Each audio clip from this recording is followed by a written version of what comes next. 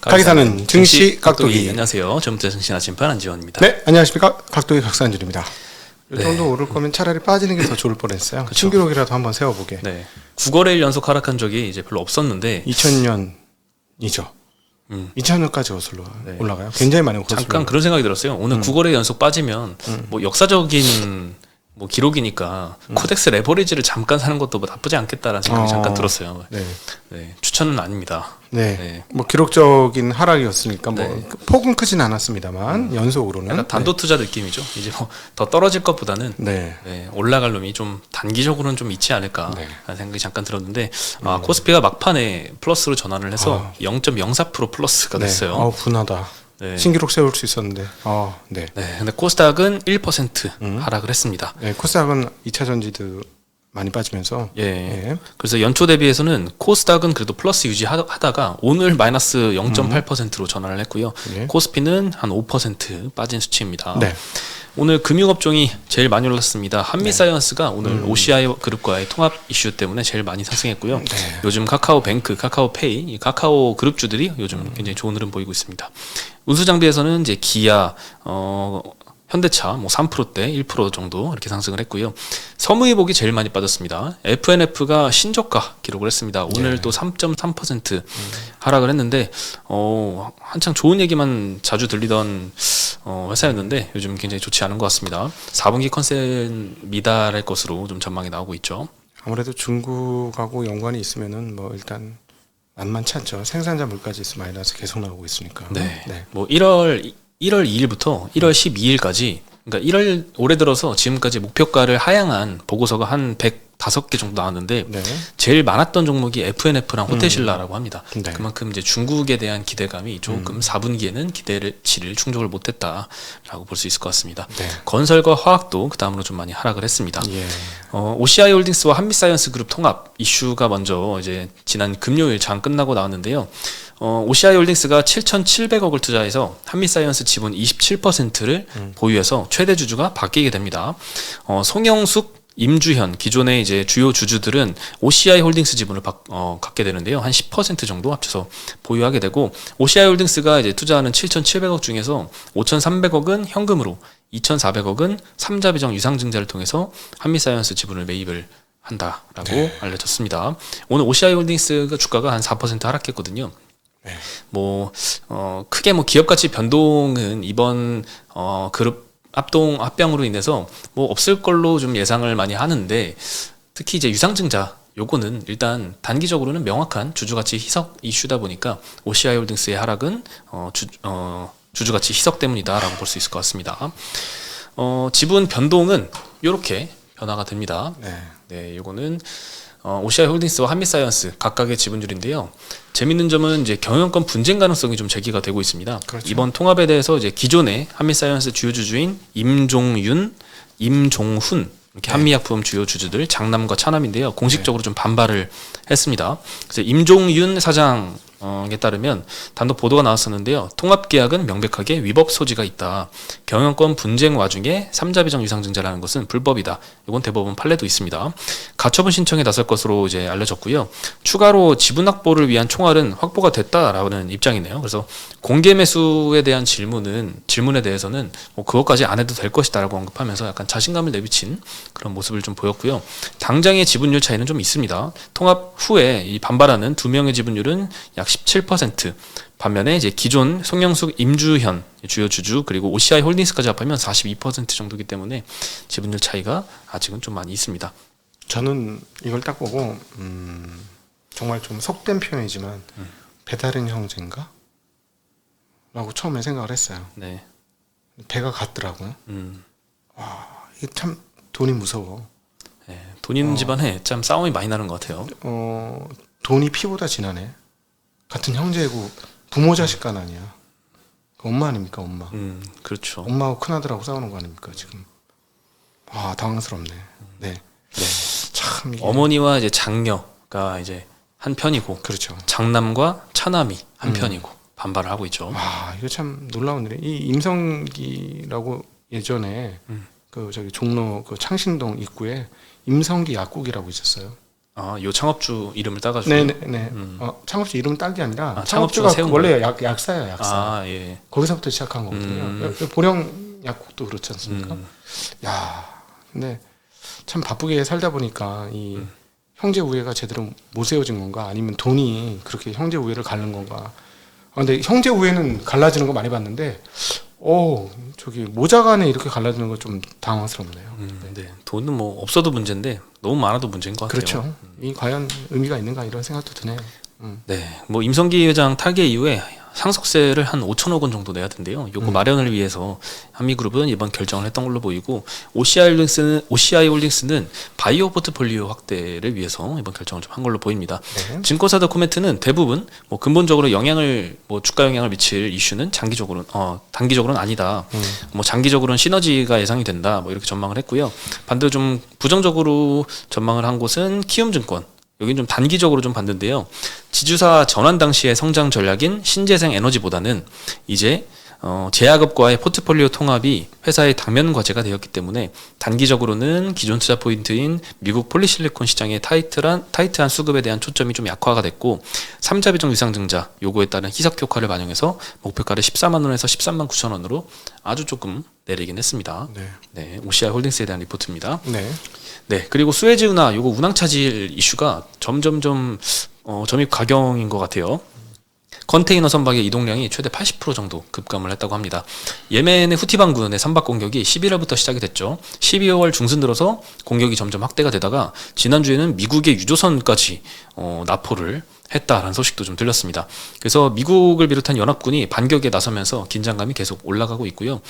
머스크사는 이제 통행 재개 결정을 이번에 번복을 하게 됐고 추가로 이제 아메리카 대륙의 파나마 운하까지 극심한 가뭄 때문에 수위가 많이 낮아졌습니다. 그래서 병목현 상황도 발생을 해서 선박 통행량을 평상시에 60%까지 제한을 했다고 합니다. 그래서 수에즈 운하에 이어서 파나마 운하까지 이렇게 차질이 계속되면서 이 해운 운항 차질 이슈가 점점 되고 있습니다. SCFI는 그래서 2,200포인트를 돌파를 했습니다. 그래도 좀 이 사태가 예멘 후티 반군의 공격이 초기부터 오를 거다라는 기대감이 있었는데 점점점 올라가고 있습니다. 약 한 달 만에 2배가량 치솟아서 2,200포인트를 지난주 금요일날 돌파를 했습니다. 그래서 코로나 물류 대란 때처럼 이 해운 운송 차질이 이 항공 화물로 반사수혜까지 좀 이어지지 않을까 이런 기대도 다시 나오고 있고요. 한투에서는 2월부터 항공 화물 운임이 상승할 것이다 이런 전망도 내놓고 있습니다. 뭐 오늘 뭐 항공주도 그렇고 조선주도 그렇고 좋았습니다. 뭐 신조선가도 계속 상승하고 있고 수지협상 경쟁력 상승 기대감도 계속 있는 것 같습니다. 그리고 뭐 현대중공업 오늘 그 수주도 나왔어요. 그래서 전반적으로 좋은 흐름을 계속 보이고 있습니다. 그래서 해운주, 오늘 항공주, 조선주 다 같이 상승을 좀 했고요. 반대로 테슬라의 경우에는 이 테슬라뿐만 아니라 자동차 완성차 업체들은 오히려 운송 차질로 인해서 좀 타격을 받고 있다는 소식이 좀 계속 들리고 있습니다. 테슬라는 유럽 공장, 특히 독일 공장이 1월 29일부터 2월 11일까지 대부분의 자동차 생산을 중단한다라고 발표를 했는데 이 운송 차질 때문에 부품 조달에 좀 차질을 빚고 있는 걸로 보입니다. 홍해 사태로 수송로가 희망봉을 돌아가는 향로로 좀 변경이 되면서 부품이 많이 부족해졌다고 하는데 테슬라뿐만 아니라 볼보, 지리차, 이케아, 뭐 현대차 그룹도 마찬가지로 이 타격을 좀 받고 있습니다. 현대차 그룹 완성차는 이제 현대 글로비스가 운반을 하잖아요. 네. 유럽이랑 지중해 노선을 희망봉으로 우회를 좀 하고 있어서 타격이 조금 예상이 됩니다. 근데 조금 이상하지 않아요? 옛날에는 이렇게 한번 막히고 나면 아주 난리가 났었잖아요. 2020년, 21년에. 지금은 그렇지 않은 게 그래도 워낙 그 생산이 많고 가격이 떨어졌기 때문에 이거 올라도 지금 반응을 안 하는 것 같습니다. 이게 만약에 장기간이 길어지면 인플레이션도 자극할 수 있는 요소가 되겠죠. 그때는 뭐 차량 뭐 반도체 이슈가 겹쳤잖아요. 반도체 수급 이슈가 겹쳤고 반도체 부족 사태가 그리고 이제 차량 수요는 또 굉장히 좀 좋은 상황이었잖아요.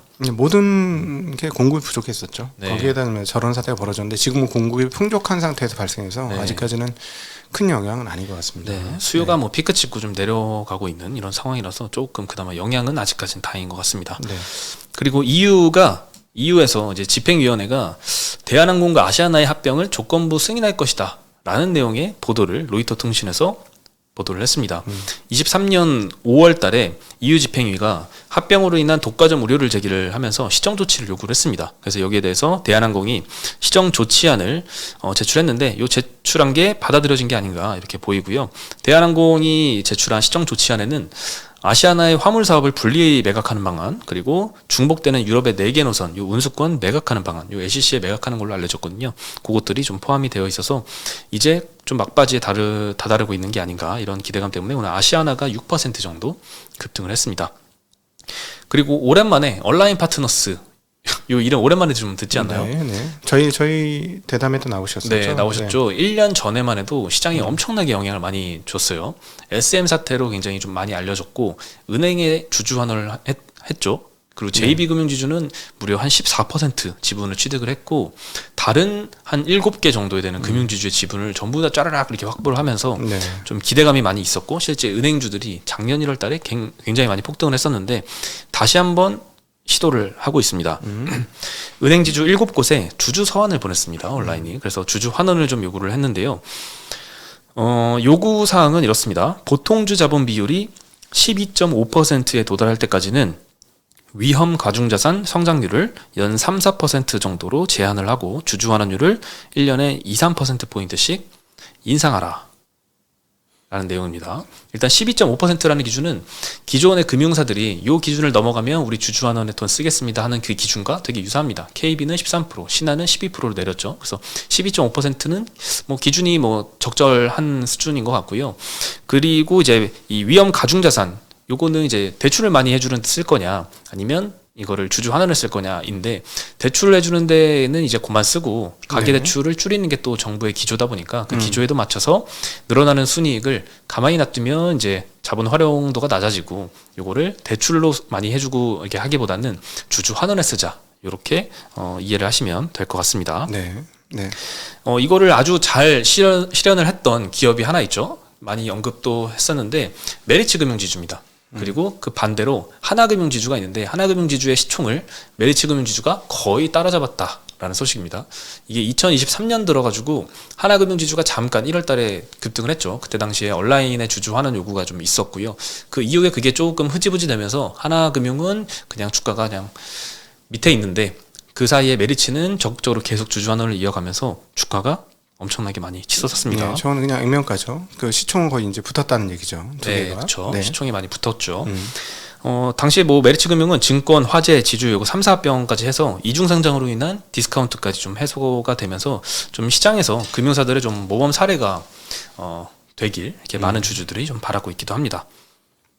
근데 제가 보기에는 금융회사들이 그래도 가장 그 이사회가 뭐랄까요 공정하고 다른 이사회에 비해서는 그 참여하신 분한테 직접 얘기 들었는데 그래도 굉장히 그 선진적이다 이렇게 얘기를 들었고 그래서 그런지 다른 어떤 업종이나 기업에 비해서 자사주 매입 소각 그러니까 매입 말고 소각까지 진행하는 쪽은 딴 데는 뭐 별로 들어본 적이 없는데 금융권에서는 계속해서 자사주 매입 소각 하지 않습니까? 네. 그래서 제가 보기에는 그 24년도 딴 거보다 오히려 은행주들 쪽에서 24년, 25년에 좀 기대를 해도 되지 않을까. 주가는 안 올랐고 그다음 자사주 매입 소각은 계속해서 하고 있고 주주 환원은 다른 어디보다도 상당히 공격적이고 배당률도 낮지 않고 이게 사실은 주식이 올라갈 수 있는 요건들이 있어요. 단 이제 예를 들자면 뭐 관치금융 뭐 까라 해가지고 이제 정부의 입김에 자유롭지 못하다 뭐 이런 것들로 인해서 계속 주가 오르려다 말고 했는데 그래도 여전히 그 잠복하고 있다.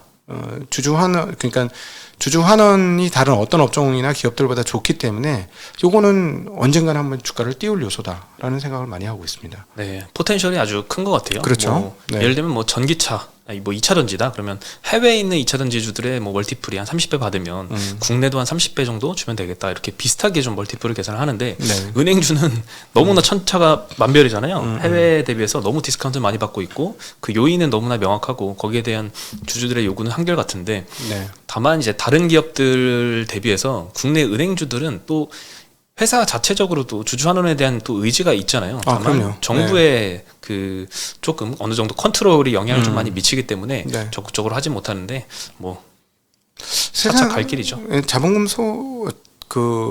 소각은 저는 은행이 굉장히 필요한 것 같아요. 자본금 있으면 대출 많이 하잖아. 1조 자본금이 있으면은 예를 들어서 8조, 9조 대출 나가는 거잖아. 그러니까 사회 전체적인 안정을 위해서도 은행의 자본금을 좀 줄이는 게 사회적으로 나쁜 게 아닌 것 같아요. 지금 상황에서는. 네. 네, 추가적으로 이제 온라인이 그 우리금융지주에 대해서 이 M&A의 좀 반대 기조를 좀 표명을 했는데요. 이유는 이제 우리금융지주의 저평가된 밸류에이션이 정상화되기 전까지는 더 높은 배수의 희석적인 M&A를 자제해야 된다. 네, 현재는 자사주 매입 소각이 올바른 접근이다라고 했습니다. 뭐 기업 가치를 높이기 위한 자본의 활용 방법은 계속 그냥 자기 자본으로 쌓아두는 방법도 있지만 이거를 뭐 주주환원에 쓰기도 하고 배당에 쓰기도 하고 뭐 자사주 매입을 할 수도 있고 타 기업을 인수해서 멀티플을 높일 수도 있는데 지금 내 가치가 멀티플이 좀 낮은 상황에서는 나보다 높은 기업을 인수하는 거는 되게 회사에 좀 손해를 끼치는 행동이다. 차라리 값이 내가 싸니까 내 주식을 사라. 다른 회사 주식보다는 라는 의미죠. 그게 좀 네. 합리적인 행동인 것 같긴 합니다. 네, 주주 입장에서는 합리적인데 예를 들어 그 회사가 성장성이 엄청 많은 자회사를 조금 비싸게 산다. 그건 의미가 있긴 하죠. 근데 그 회사가 그런지는 잘 모르겠어요. 그렇죠. 소문난 걸로 의하면 뭐 그럴 의미는 없는 거지. 네. 예, 오늘 소식은 여기까지고요. 내일 다시 인사드리겠습니다. 네, 안녕.